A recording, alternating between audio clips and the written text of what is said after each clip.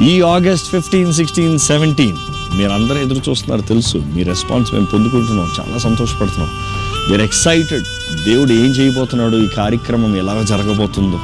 గతంలో అనివార్య కారణాలు బట్టి జరగలేదు, కానీ పోస్ట్పోన్ అయింది. కానీ ఇదిగో ఈసారి ఈ అవకాశం, తరుణం మిస్ చేయకండి. మన ముందు చాలా తక్కువ సమయం ఉంది. మీరు సిద్ధపడ్డారని నమ్ముతున్నాం. సిద్ధపడుతూ వద్దామండి, దేవుని కార్యాలు రుచి చూద్దామండి.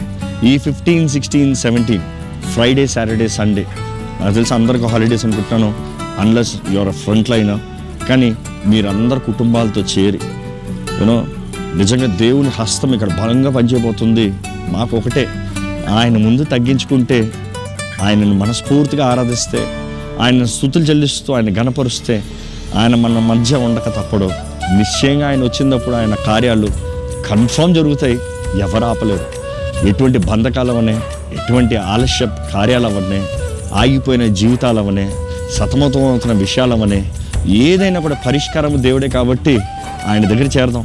ఇప్పటికే మనుషుల దగ్గర చేరారేమో, మనుషుల సహాయం వ్యర్థంగా, వైద్య సహాయం కోరారేమో, వైద్యులు ఇంకా చేతులు ఎత్తేసారేమో.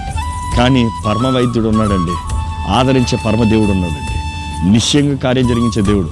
కాబట్టి we are excited. It's going to be an awesome time. మరలా చెప్తున్నా, ఘనమైన సమయం, బలమైన ఆత్మకార్యాలు జరగబోయే సమయం.